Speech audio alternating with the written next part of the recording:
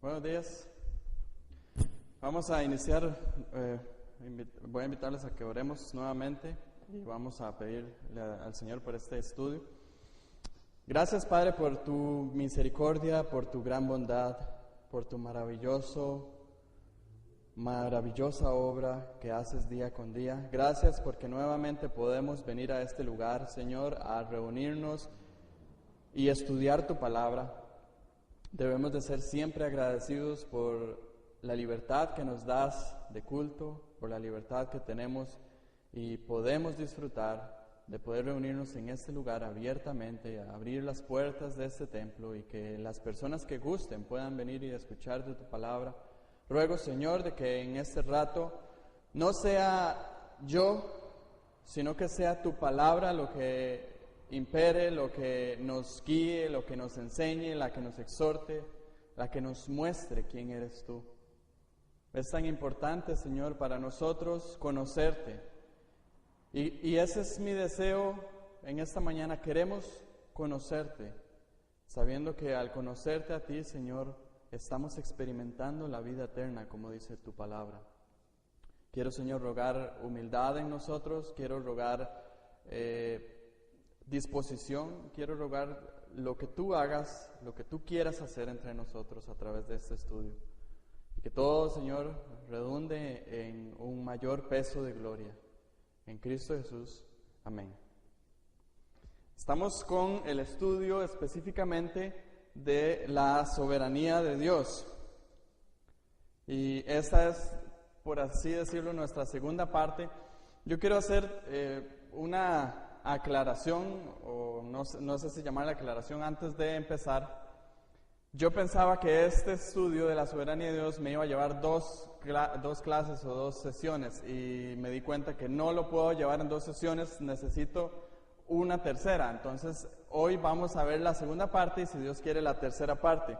Y específicamente con estas dos secciones que vamos a tener, quiero que tengamos la dinámica de que si alguien tiene alguna pregunta, porque es probable que surjan preguntas, que la anote en algún papel o en algún lugar y al final vamos a tener una sección para preguntas, y si yo no puedo responderla, me queda de tarea o tal vez Jaime nos ayuda. Pero la intención que yo tengo acá es que podamos ir fluido en el estudio, porque tal vez la pregunta nos saque del tema. Entonces lo que quiero es como que podamos ir fluido en el estudio.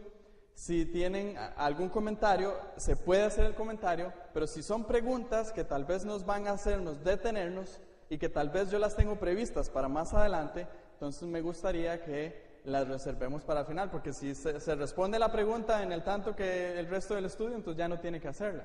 Pero si todavía tiene que hacer la pregunta, entonces la hacemos. Digo esto porque soy muy consciente de los temas en cuanto a específicamente la soberanía de Dios que vamos a tratar tanto hoy como la próxima semana. En muchas ocasiones son muy controversiales. Entonces, gracias. Quiero que tengamos esta dinámica. ¿Están de acuerdo conmigo? ¿Sí? Amén. Muy bien. Lo primero que quiero que hagamos es tener un breve repaso de lo que vimos la semana pasada, porque lo que vimos la semana pasada nos va a servir de fundamento para lo que vamos a ver tanto hoy como la próxima semana, si Dios quiere. La semana anterior vimos que cuando la Biblia se refiere a Dios como soberano, se refiere a Él como Señor con el más alto rango de poder, quien gobierna absolutamente sobre toda la creación. Si quisiéramos poner una definición que intentando definir la soberanía de Dios, quiere decir que Él es el Señor con el más alto rango de poder y gobierna absolutamente sobre toda la creación. Eso lo sacamos basados en tres palabras del griego que se utilizan para traducir como soberano. Si recuerdan, una era una palabra que le atribuía a Dios el ser el amo, el Señor de todo. Otra le atribuía a Dios el ser un poderoso, el ser alguien que tiene el poder. Y la otra, el ser un gobernante. Tres palabras que nos ayudan un poco a definir la soberanía de Dios. Entonces, vimos eso. Y otra cosa que también vimos importante, hablamos de la soberanía de Dios. Tiene ciertos aspectos que debemos de tener bien en claro. Uno era que Dios es dueño de todo. Él es el poseedor de todo lo que hay. Dios gobierna sobre todo. Dios no solamente es el dueño, sino que Él gobierna, Él ejerce su dominio sobre eso. En ese gobierno Él lo controla. Él tiene un absoluto control de lo que sucede, de lo que no sucede. Y también Dios decreta todo. Y veíamos claramente en Isaías cómo Dios, desde antes de la fundación del mundo, escribió la historia. No hay nada que surja por mera casualidad. La soberanía de Dios implica que Él tiene todo bajo control porque Él lo ha decretado, porque Él ya lo tiene escrito. Hasta ese momento, espero que todos estemos en la misma página. Amén. Si todos estamos en la misma página en este asunto, creo que vamos a estarlo en los asuntos siguientes. Entonces, vamos a entrar de una vez. Lo que vamos a ver son áreas donde se suele excluir la soberanía de Dios. Hasta ese punto hemos dicho, Dios es soberano, y Dios es soberano sobre todo, pero nosotros los seres humanos, por nuestro orgullo, muchas veces también por nuestra ignorancia, solemos excluir la soberanía de Dios de ciertas áreas que yo quiero señalar y que tengamos bien claro, porque si somos no solamente en fe, sino en actitud, en cuanto a esas áreas, sabiendo y viviendo en pos de que Dios es soberano sobre estas áreas, nuestra vida cristiana va a ser mejor de lo que quizá sea o va a ir en crecimiento. Entonces, quiero que veamos esto. Hasta ese punto, hay una palabra que ha dominado en cada uno de los encabezados que debemos de tenerla muy en claro. Recuerden, Dios es dueño sobre todo. Dios gobierna sobre todo, Dios controla todo, Dios decreta todo. Ese todo tenemos que tenerlo bien claro. Cuando decimos Dios es soberano, debemos de entender que Él es absolutamente soberano sobre todo. No podemos decir Dios es 90% soberano, porque si no sería decir Dios no es soberano. No, o sea, la frase no tiene sentido. Decir Dios es soberano equivale a decir Dios es 100% soberano. Es lo mismo, la soberanía de Dios es lo mismo decir, por ejemplo, la infinitud de Dios. Si decimos Dios es infinito, sería ilógico decir Dios es 90% infinito. Entonces no es infinito. Y si decimos Dios es soberano y hemos definido la soberanía como el que es Señor de todo, gobierna absolutamente sobre todo, entonces decir Dios es soberano implica un 100% y no podemos decir Dios es soberano, pero X o Y. No podemos decir eso. Si decimos Dios es soberano, Dios es soberano. Si Dios no tiene el control sobre alguna situación o algún área de la vida, entonces Dios no es soberano. Eso tenemos que tenerlo bien claro. Ahora, si decimos, lo que primero quiero que tengamos de entrada o sobre esto de las áreas, es que tengamos bien claro que Dios es soberano sobre absolutamente todo. Si decimos que Dios es soberano, pero su soberanía no cubre algún aspecto de la vida, no solamente estamos negando la soberanía de Dios como atributo, sino negamos ya sea su omnisciencia o su omnipotencia. Vean esto, veamos este ejemplo. Supongamos que algo que Dios no hubiera ordenado sucediera. Tendría que ser por una de estas dos razones: que Él no sabía que iba a suceder o porque le falta poder para impedirlo. En el primer caso no sería omnisciente, en el segundo caso no sería omnipotente. La existencia de estos dos atributos en Dios confirma la imposibilidad de que algo pase sin el permiso divino. Entonces, ya hemos visto tanto la omnisciencia de Dios como la omnipotencia de Dios, y creo que eso es algo que está suficientemente claro en la Biblia, ¿verdad? Lo hemos visto y lo creemos y lo afirmamos y estaremos dispuestos a defenderlo. Si creemos esas dos cosas, tenemos que concluir Dios es soberano, porque Dios sabe todo lo que sucede, sabe todo lo que sucederá, y Dios tiene el poder sobre todo eso que sucede y sobre eso que sucederá. O sea, no ha pasado nada que Dios no haya impedido que sucediera.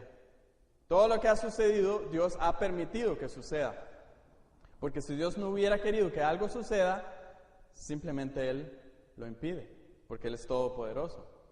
Y de igual forma, no ha sucedido nada que Él no supiera que iba a suceder, porque Dios sabe Dios sabe todo lo que va a suceder. Entonces, Dios es soberano.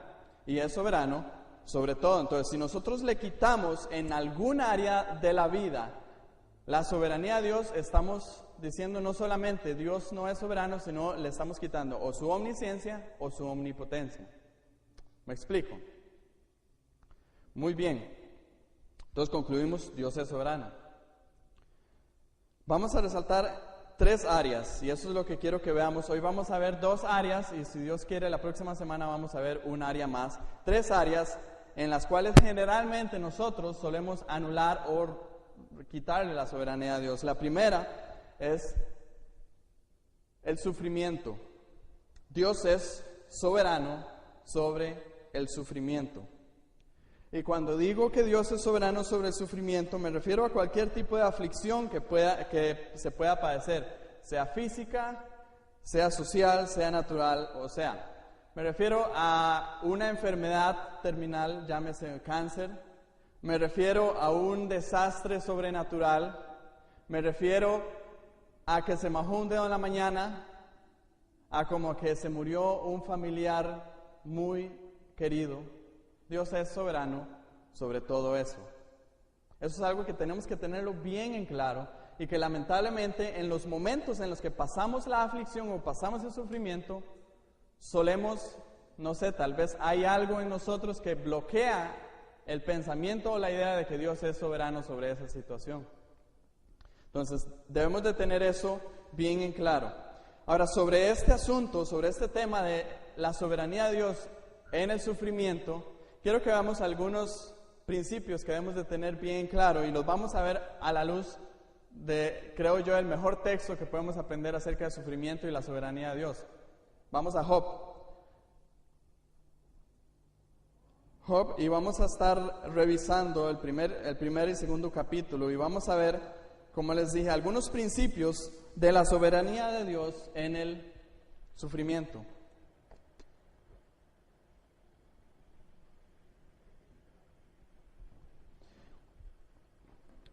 Yo sé que quizá ya hayamos leído, revisado la historia de Job, pero es importante que lo hagamos nuevamente y analicemos. Vamos a leer, para empezar, los versículos del 1 al 5 para ver el escenario. Cómo es el escenario de lo que Job es y de lo que Job está viviendo. Dice, hubo en tierra de Uz un varón llamado Job, y era este hombre perfecto y recto, temeroso de Dios y apartado del mal. Y le nacieron 7 hijos y 3 hijas. Su hacienda era 7,000 ovejas, 3,000 camellos, 500 yuntas de bueyes, 500 asnas y muchísimos criados. Y era aquel varón más grande que todos los orientales. E iba sus hijos y hacían banquete en sus casas, cada uno en su día, y enviaba a llamar a sus 3 hermanos para que comiesen y bebiesen con ellos. Y acontecía que habiendo pasado en turno los días del convite, Job enviaba y los santificaba, y se levantaba de mañana y ofrecía holocaustos conforme al número de todos ellos, porque decía Job, quizá habrá pecado mis hijos, y habrán blasfemado contra Dios en sus corazones. De esta manera hacía todos los días. Este es Job. Los primeros 5 versículos lo que nos hacen es presentarnos a Job. Ahora, pregunta, ¿era Job un hombre impío? Según lo que acabamos de leer, por supuesto que no. El versículo primero nos dice que Job era un hombre perfecto y recto, temeroso de Dios y apartado del mal. Esa es la descripción que la Biblia nos da de Job. Ahora, nada más para poner algo en claro, el perfecto y recto no se refiere a que él no tenía ningún error, ninguna falla o ningún pecado en sí mismo. Claro que era pecador, pero es una forma de ver la integridad que Job tenía. Es una forma en la que el texto bíblico nos declara la integridad de este hombre. Entonces, una de las cosas que se suele hacer con respecto al sufrimiento es decir, es porque pequé o es porque hice algo malo. Hay que tener bien claro que la soberanía de Dios sobre el sufrimiento, Dios lo permite sin tomar en cuenta la condición del ser humano. En otras palabras, lo que quiero decir es que Job no sufrió por ser impío, tampoco sufrió por ser recto. De la misma manera que el sufrimiento puede venir sobre una persona que es fiel creyente del Señor y anda en integridad, el sufrimiento puede venir a una persona que vive rechazando al Señor, que vive en rebelión con el Señor. ¿Qué quiero decir con esto? El sufrimiento nunca coloca a una persona en una condición delante de Dios. El que sufre no necesariamente es justo ni injusto, ni cristiano ni incrédulo. ¿Me explico? Entonces, cuando vemos la historia de Job, vemos a una persona que era íntegra y que no sufrió necesariamente por ser ni impío ni por ser íntegro. Entonces, entendiendo un poco la soberanía de Dios, no vemos un patrón en este sentido. No vemos algo que nosotros podamos decir es por esto o es por lo otro. Muy bien, avancemos. Job capítulo 1, versículos de 6 al 12, leamos y después vamos a analizar. Dice, un día vinieron a presentarse delante de Jehová los hijos de Dios, entre los cuales vino también Satanás. Y dijo Jehová a Satanás, ¿de dónde vienes? Respondiendo Satanás a Jehová dijo, de rodear la tierra y de andar por ella. Y Jehová dijo a Satanás, ¿no has considerado a mi siervo Job? Que no hay otro como él en la tierra, varón perfecto y recto, temeroso de Dios y apartado del mal. Respondiendo Satanás a Jehová dijo, ¿acaso teme Job a Dios de balde? ¿No le ha acercado de alrededor a él y a su casa y a todo lo que tiene? Al trabajo de sus manos has dado bendición, por tanto sus bienes han aumentado sobre la tierra. Pero extiende ahora tu mano y toca todo lo que tiene y verás si no blasfema contra ti en tu misma presencia. Dijo Jehová a Satanás, he aquí todo lo que tiene está en tu mano, solamente no pongas tu mano sobre él. Y salió Satanás de delante de Jehová. Analicemos esta conversación. Primera pregunta, ¿hasta dónde podía llegar Satanás haciendo sufrir a Job? Hasta donde Dios le permitiera. Satanás no pudo haberle hecho nada más a Job que la soberanía de Dios permitiera. Entonces, Dios es soberano en todo el sufrimiento que recibe, en la magnitud del sufrimiento que se recibe en cada aspecto. De la misma manera que el sufrimiento de Job estaba controlado por Dios, así también Dios controla todo el sufrimiento que podamos recibir o no recibir. Aquí hay un verso muy importante que podemos resaltar en 1 Corintios 10:13 que dice, pero fiel es Dios que no os dejará ser tentados más de lo que podéis resistir. Esta promesa solamente puede ser hecha por alguien que es soberano.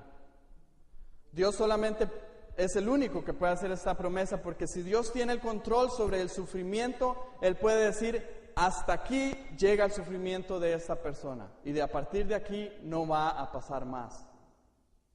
Entonces, vemos en la historia de Job algo muy importante. Satanás no pudo hacerle más daño a Job del que Dios le permitió. O sea, todo lo que recibió Job en los versículos del 13 hasta el 19 estaba bajo el control absoluto de Dios. Estaba bajo la soberanía de Dios. Job en ningún momento pudo decir, ay Dios, se le salió de las manos a Satanás y vea lo que me hizo. No, Dios estaba en control sobre eso. El versículo 12 lo muestra claramente, donde dice, he aquí, Dios le dice a Satanás, todo lo que tiene está en tu mano, solamente no pongas tu mano sobre él. Y si leemos los versículos restantes, Satanás no puso su mano sobre Job, porque Dios no le dio permiso. Eso es algo muy importante. En el sufrimiento, venga de quien venga, puede venir de Satanás, puede venir por una paga por algo que yo mismo hice, pero Dios está por encima de eso, aún por Satanás. Muchas veces pensamos que Dios no es soberano sobre Satanás, y Dios es absolutamente soberano sobre Satanás. Satanás no puede mover ni un dedo si no es porque Dios no le da permiso, y eso es hermoso. Otra pregunta que es importante hacernos sobre eso: ¿hizo Job algo para merecer el que Dios concediera el permiso a Satanás para hacerle sufrir? O sea, Satanás aquí, en la conversación que vemos, Satanás le dijo: pero Dios, ve a Job, está haciendo X o Y, hágale sufrir. ¿Es esto lo que se da en la conversación? No. No hay ninguna causa de parte de Job para que él reciba el sufrimiento. Y esto es algo interesante.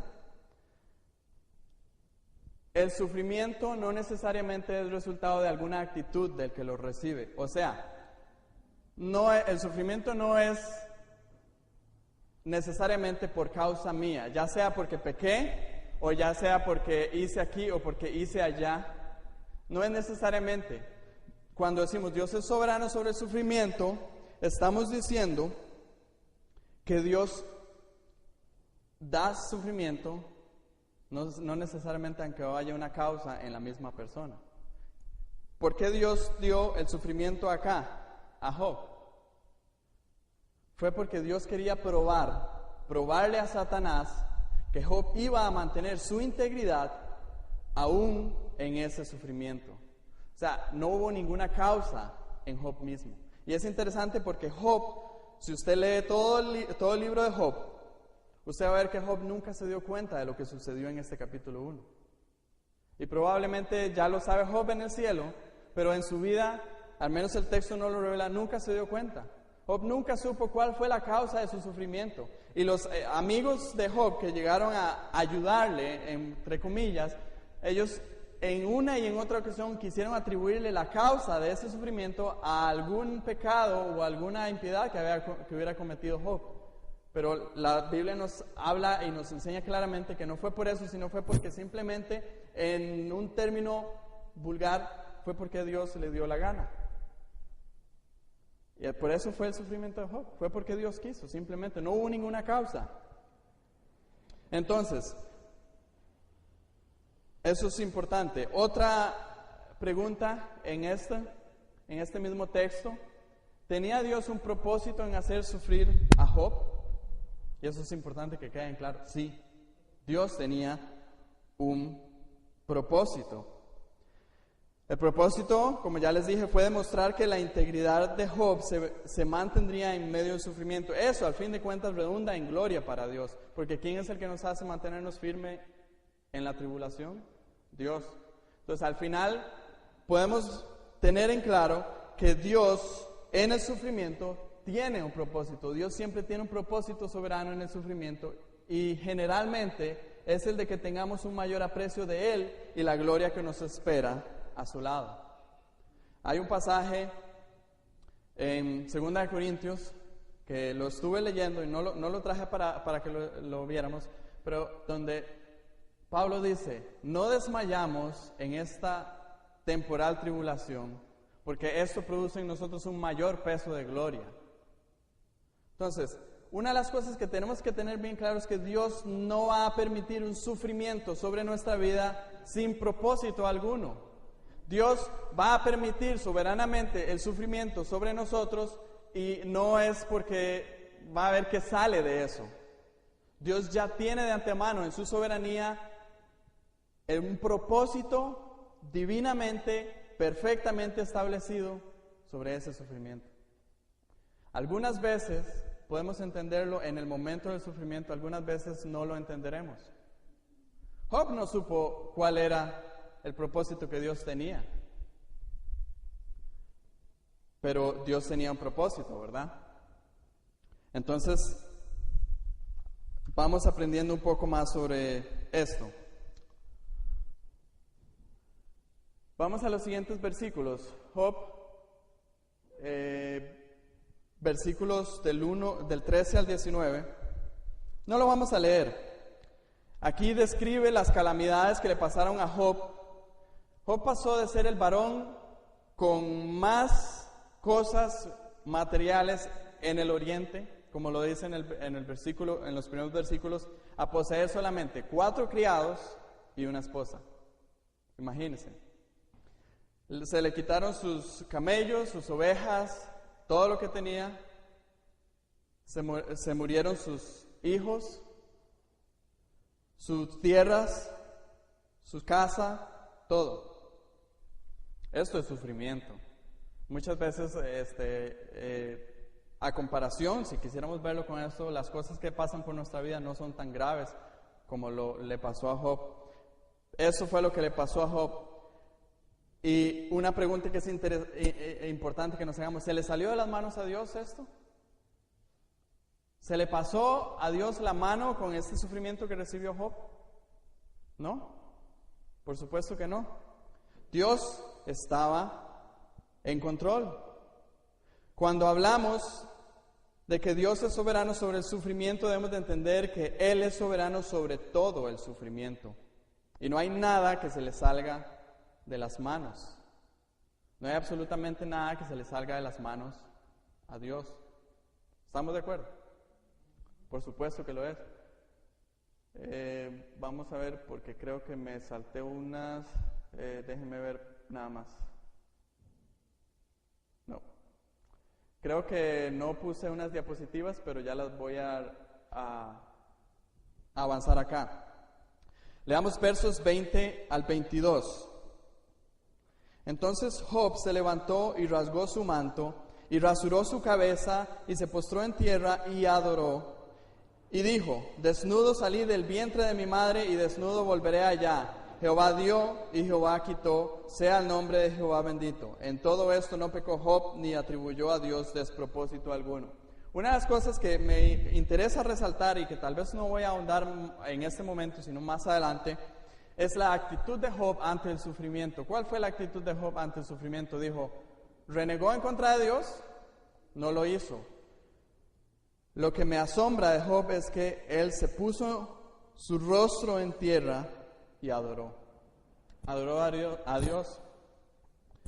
Lo que él dijo fue básicamente una declaración de que él comprendía que Dios estaba soberanamente sobre esa tribulación que estaba pasando. Dice: desnudo salí del vientre de mi madre, y desnudo volveré a ella. Jehová dio y Jehová quitó, sea el nombre de Jehová bendito. En otras palabras, Dios, tú eres soberano, tú sabes lo que estás haciendo. Ahora sí, en el capítulo 2, versículos del 1 al 10, vemos los mismos principios de igual manera que los vimos. Entonces vamos a repasarlos. Leamos brevemente versículos del 1 al 10 para que veamos el segundo episodio de lo que pasa en el cielo y cómo vamos a ver los mismos principios que acabamos de ver sobre la soberanía de Dios y el sufrimiento. Leamos. Aconteció que otro día vinieron los hijos de Dios para presentarse delante de Jehová, y Satanás vino también entre ellos, presentándose delante de Jehová. Y dijo Jehová a Satanás: ¿de dónde vienes? Respondió Satanás a Jehová y dijo: de rodear la tierra y de andar por ella. Y Jehová dijo a Satanás: ¿no has considerado a mi siervo Job, que no hay otro como él en la tierra, varón perfecto y recto, temeroso de Dios y apartado del mal, y que todavía retiene su integridad, aun cuando tú me incitaste contra él para que lo arruinara sin causa? Respondiendo Satanás dijo a Jehová: piel por piel, todo lo que el hombre tiene dará por su vida. Pero extiende ahora tu mano y toca su hueso y su carne, y verás si no blasfema contra ti en tu misma presencia. Y Jehová dijo a Satanás: he aquí, él está en tu mano, mas guarda su vida. Entonces salió Satanás de la presencia de Jehová e hirió a Job con una sarna maligna desde la planta del pie hasta la coronilla de la cabeza. Y tomaba Job un tiesto para rascarse con él, y estaba sentado en medio de ceniza. Entonces le dijo su mujer: ¿aún retienes tu integridad? Maldice a Dios y muérete. Y él le dijo: como suele hablar cualquiera de las mujeres fatuas, has hablado. ¿Qué? ¿Recibiremos de Dios el bien y el mal no lo recibiremos? En todo esto no pecó Job con sus labios. Gloria a Dios por una historia como esta. Nuevamente veamos, Dios permite el sufrimiento indiferentemente de nuestra condición. Ya vimos que Job era íntegro. Y pese al sufrimiento, Job se mantuvo íntegro. No por eso Dios permitió más sufrimiento, y no por ser impío Dios permitió más sufrimiento. No, la condición nunca va a determinar si a nuestra vida llega o no llega sufrimiento. Dios controla hasta dónde llega el sufrimiento. Esta vez Satanás le pidió tocar el cuerpo de Job a Dios, y Dios le permitió y le dijo, ok, puedes tocar su cuerpo, está en tus manos, nada más no le quites la vida. Satanás no podía quitarle la vida a Job, porque Dios estaba en su absoluto, soberano control, puso los límites. Después, no podemos identificar una causa común para el sufrimiento. Aquí vemos dentro de la misma historia que no hay una causa de parte de Job. Si hubiera sido la historia diferente, les propongo una historia diferente, que Job, al ver el sufrimiento que pasó con las calamidades que le habían sucedido, Job renegó en contra de Dios. Entonces, en esta corte celestial que hubo, Satanás le dijo, pero vea, él renegó en contra suya, mándele más sufrimiento. Entonces, no hubo ninguna causa en Job, porque él mantuvo su integridad pese al sufrimiento. Lo que Dios quiso hacer fue mantener su propósito, el propósito divino de demostrar cómo la integridad de Job se mantendría aún en el sufrimiento. Y aquí es lo que les digo, siempre tiene un propósito soberano sobre el sufrimiento. Y no importa la magnitud del sufrimiento, Dios continúa siendo soberano sobre el mismo. Muchas veces podríamos decir, bueno, sí, Dios es soberano sobre el sufrimiento, pero pasa algo muy catastrófico y no, ahí fue que se le salió de las manos a Dios. No. Si decimos Dios es soberano sobre el sufrimiento, Dios es soberano sobre el sufrimiento. No importa la magnitud de ese sufrimiento. La causa no podemos determinarla. En algunos casos Dios permite el sufrimiento como parte de su disciplina sobre sus hijos. Como en algunas veces Dios permite el sufrimiento para que nosotros aprendamos o crezcamos en algo.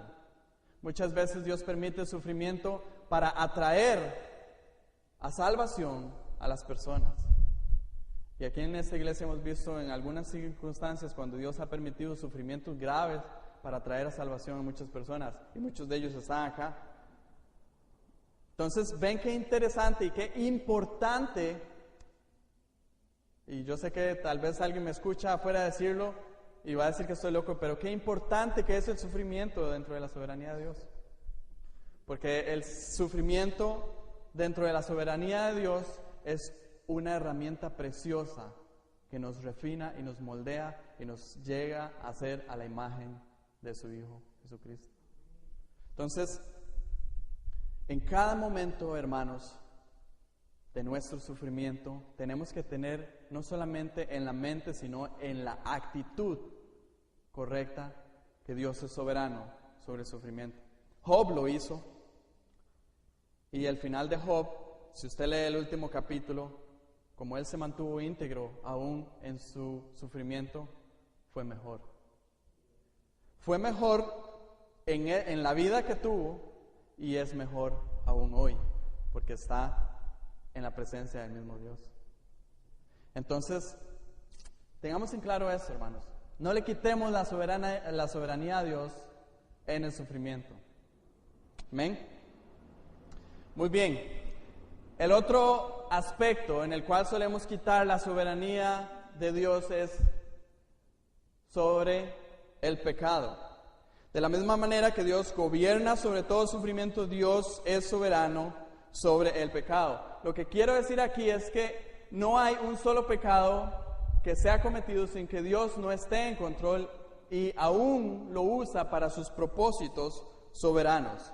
Aquí yo sé que tal vez levantan un montón de preguntas, vamos a tratarlas. Usted va a decir, ¿cómo Dios puede ser, pongámosle una palabra, morboso, para utilizar el pecado, el cual Él va a castigar para su propia gloria. Cualquier persona podría decir eso.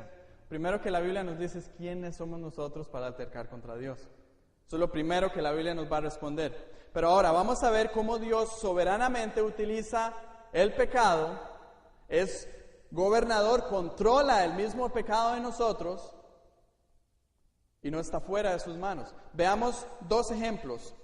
En Génesis capítulo 37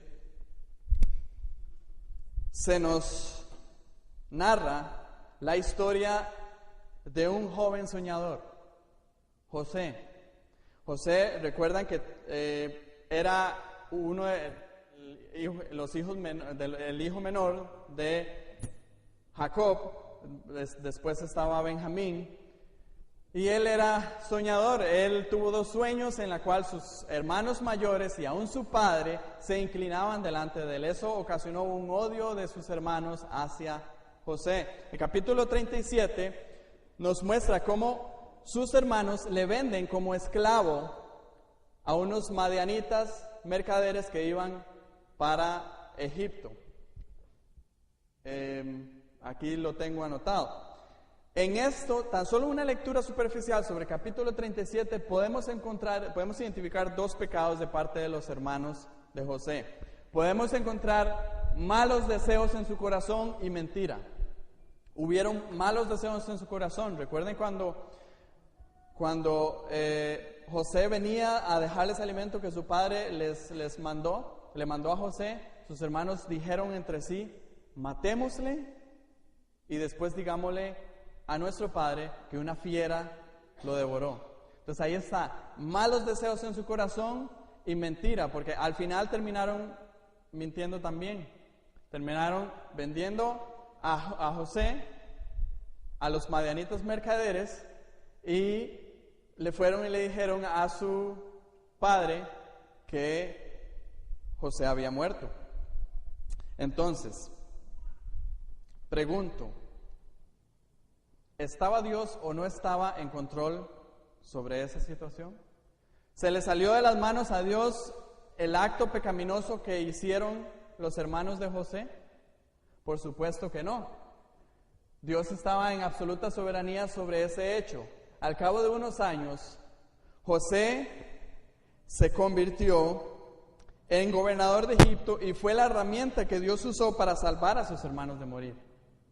Entonces, usted va a decir, ¿cómo Dios pudo haber hecho eso? Dios permitió que sus hermanos pecaran para que José de alguna manera llegara hasta Egipto. En Egipto, él se convirtiera en gobernador. En esto que él es gobernador, hay 7 años de abundancia en la cual él sabiamente recoge esa abundancia para los siguientes 7 años de escasez que van a haber. Y en toda la tierra hay escasez y en Egipto no hay escasez. Dios quería soberanamente salvar al pueblo de Israel, por lo tanto, hace que luego sus hermanos vayan hasta Egipto. ¿Qué plan más perfecto? Yo no lo hubiera podido idear, pero Dios lo ideó soberanamente, perfectamente, y Dios soberanamente sobre el pecado permitió que eso se diera para cumplir sus propósitos. Vean, usted va a decir, Daniel, eso usted lo está inventando. Bueno, veamos capítulo 45, cuando José se da a conocer a sus hermanos, vemos el entendimiento de José sobre la soberanía de Dios. Vamos al capítulo 45 y ahí sí quiero que leamos unos versos.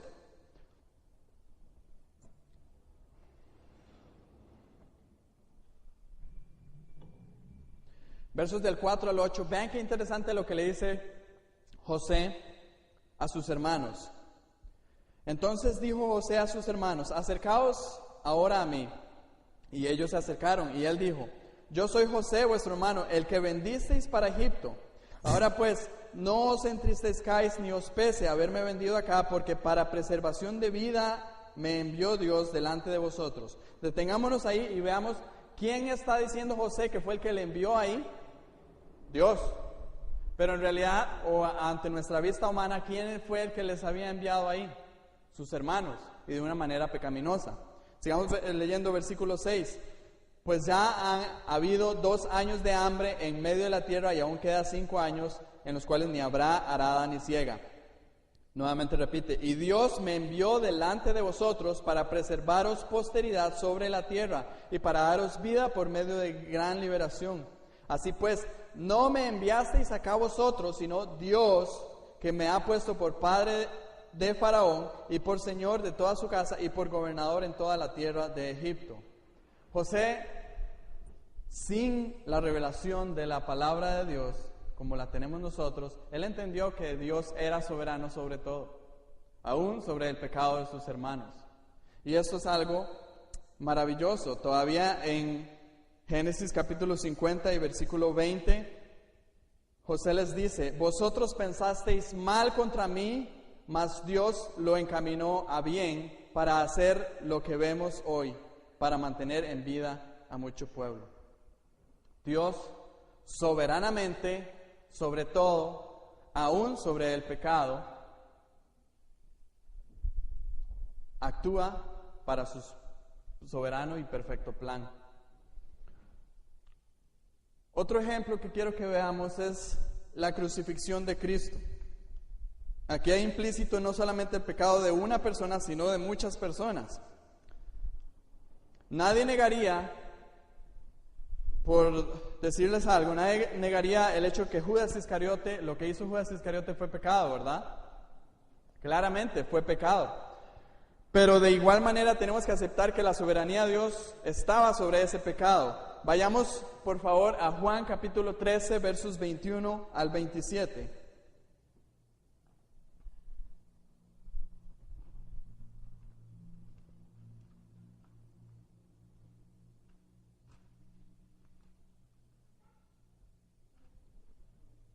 Juan 13, versos 21 al 27.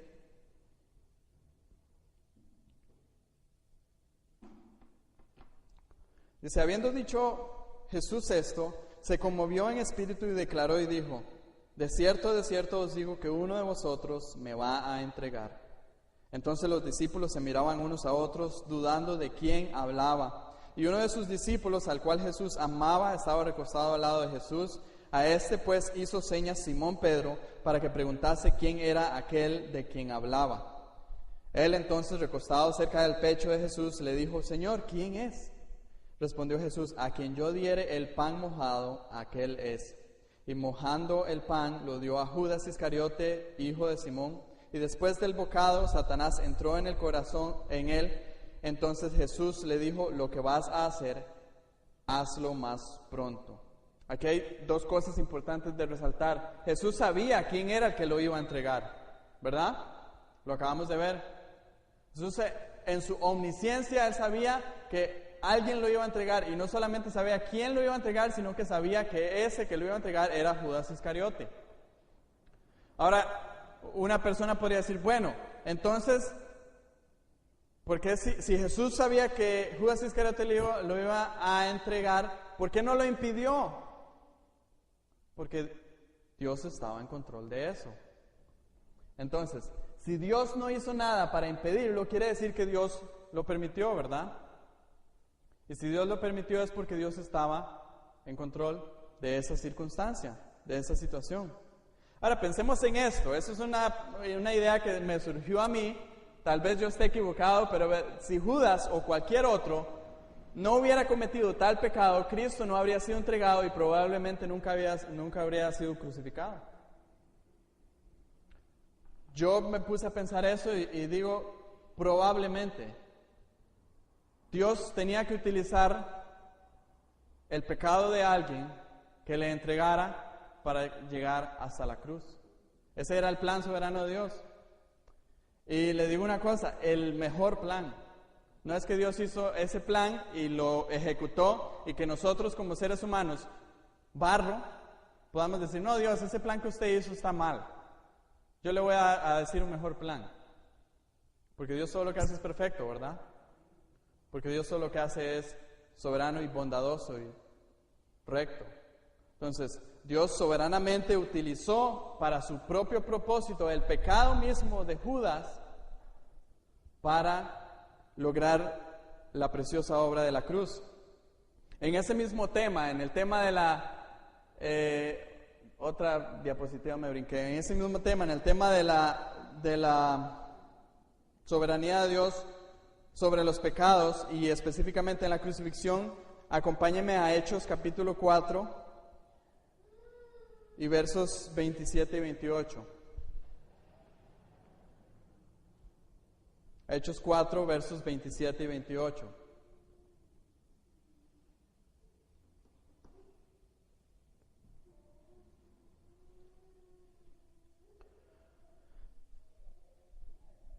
Dice, esta es una oración que se está elevando a Dios, dice, porque verdaderamente se unieron en esta ciudad contra tu santo Hijo Jesús, a quien ungiste Herodes y Poncio Pilato con los gentiles y el pueblo de Israel, para hacer cuanto tu mano y tu consejo habían antes determinado que sucediera. Si leemos el primer versículo, el versículo 27, vamos a decir, ok, se reunieron en esta ciudad para crucificar a Cristo, algo que está mal, estaban rechazando al Hijo de Dios, estaban matando a una persona inocente, eso es pecado. Pero lo que dice el versículo 28, para hacer cuanto tu mano, le está diciendo a Dios, cuanto tu mano y tu consejo habían antes determinado que sucediera. Dios estaba en control de cada persona que estaba ahí gritando, crucifícale, crucifícale. Dios estaba en control de esa situación. A Dios no se le salió de las manos la crucifixión de Cristo. No fue que por algún momento Dios dijo, ay, ya me van a matar a mi hijo. Dios estaba en control. Y esas personas pecando, cometiendo maldad, y Dios estando en control. Hay más ejemplos en eso, pero por lo menos quiero dejar en claro el punto o la idea. Ahora quiero hacer algunas aclaraciones porque yo sé que hasta este momento pueden surgir preguntas y es normal que surjan preguntas. Primero que nada, pecado es pecado y es abominable delante de Dios. El hecho que yo diga Dios es soberano sobre el pecado, no estoy diciendo que Dios esté de acuerdo con el pecado. Absolutamente no.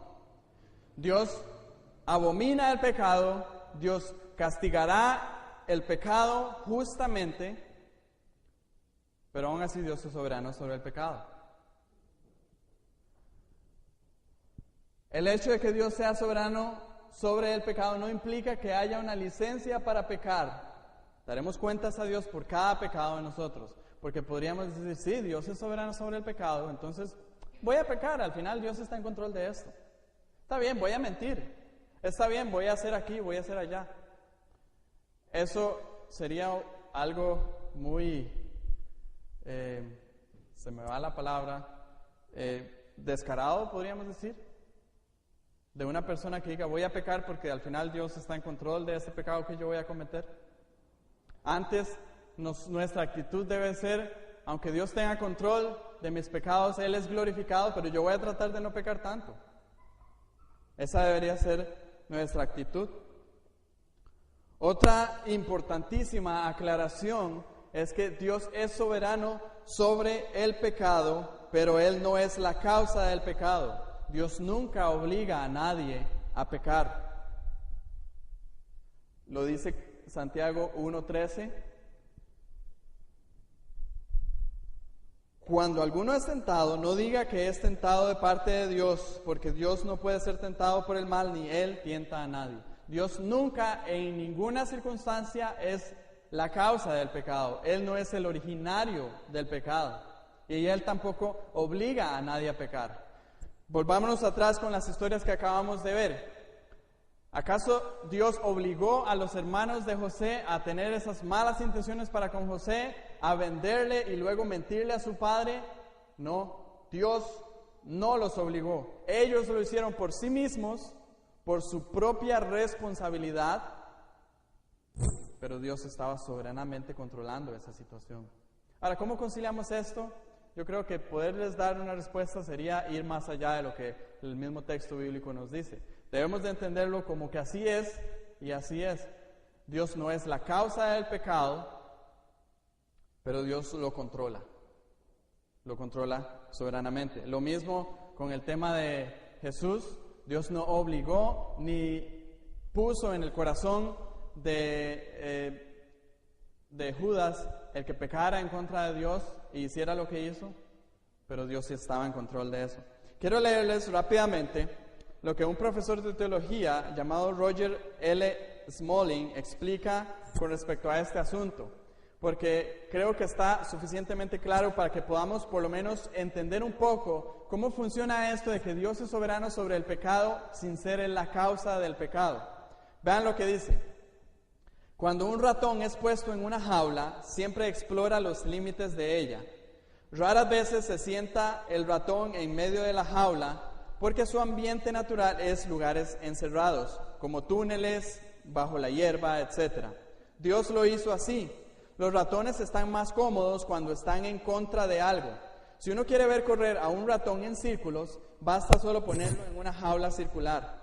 Sus movimientos son predecibles, sin ninguna violación de su naturaleza o poder para actuar. Entonces, el actuar de un ratón va a depender de cómo sea su ambiente. Porque los ratones, no sé si ustedes han notado, los ratones por lo general caminan pegados a la pared. Y ellos hacen las curvas que la pared tenga.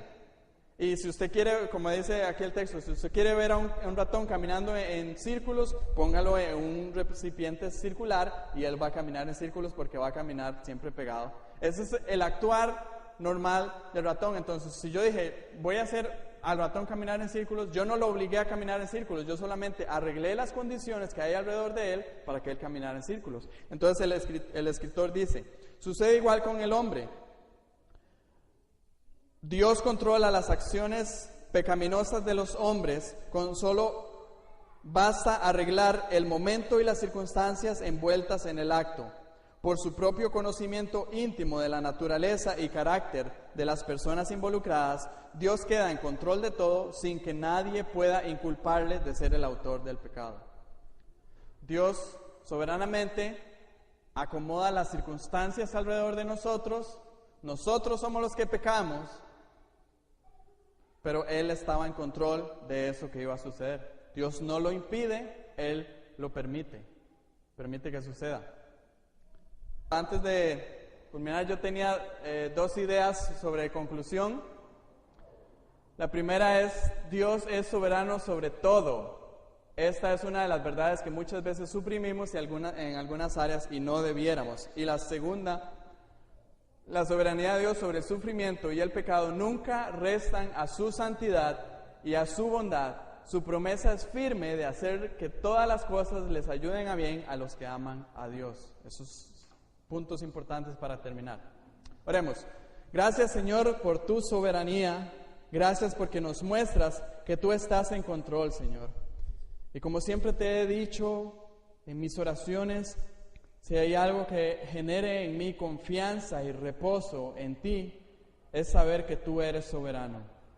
Saber, Señor, que no hay un solo cabello de mi cabeza que no tengas contado. Saber, Señor, que no hay un solo pájaro que caiga a tierra sin que tú estés en control de ello. Y saber, Dios, que tú permites soberanamente, con un propósito perfecto, ya sea el sufrimiento o el pecado en nuestra vida, debe, Señor, poner en nosotros una confianza en ti, una certeza de que bajo la sombra del Omnipotente estamos confiados. Moramos confiadamente, estamos en nuestro castillo seguro, estamos cimentados en la roca que no nos va a hacer caer. Señor, te pido que podamos cada día más confiar en tu soberanía y de esa manera vivir creciendo en fe, vivir confiando en ti, sabiendo, Señor, que tú tienes un propósito perfecto en todo lo que haces. Sé glorificado, oh Señor, en esta mañana, sé glorificado en nuestras vidas y te pido que soberanamente trabajes en nuestros corazones en esta mañana para que tú seas exaltado. En el nombre de Jesucristo te agradezco y te lo pido. Amén. Amén.